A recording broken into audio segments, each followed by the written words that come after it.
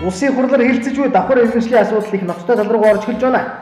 Хуулийг өргөн барьсан хүн ч их том асуудлыг бодож зориуд оруулж ирсэн бололтой. Угнууд 1990 оноос хойш гадаад руу гарч тэндээ хөгжүүлсэн Монгол гэр бүлийн хүүхдүүдэд Монгол улсын иргэншил олгоё гэдэг санаагаар энэ хуулийн төслийг хэлэлцэж эхэлсэн боловч далд санаа давхар нүүдэлтэй хүмүүс гуйвлан дотор нь элдвийн санаа хавжуулах гэж оролдож байх шиг. Монгол улсын тусгай тогтнолтой холбоотой хамгийн чухал хуулийг бид өнөөдөр ярьж байна.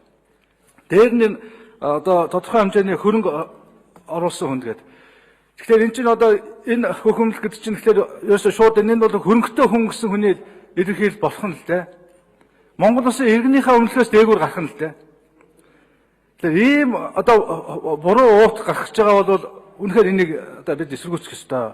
За хэрэгэлцгэнгүй энэ бол Монгол улсын тусгай тогтнол үндэс угсааны эсрэг бодлого гэж хэлэхэд болно. Хаанхын иргэд өнөөдөр Монголд хууль зөрчиж Монголын иргэдийг зодож дээрлэж хаанхын иргэд Монгол цагтаатай ах トゥ болцож нутагтаа байхгүй дээрэнгүү зан аваар гаргадаг үлээ. Мэдээж хятад. Ердөө хятад үншүүлтэй иргэншил болгож санаа амар дураарин дургуулах гэсэн санаа явагдаж байна шүү дээ гэсэн хардлага өөрөө ирэхгүй дүрнэ.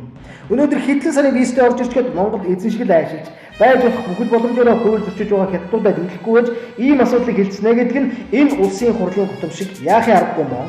Угнууд энэ байдлыг зогсоох тухай хуулинд ярмаар. Тэгтэл бүр үсэргээрээ өмнө нь Сүхбаатар аймагт тохиолддог сонсгодож сэтгэл эмзэглүүлэм явдлыг ахин нэг сануулъя.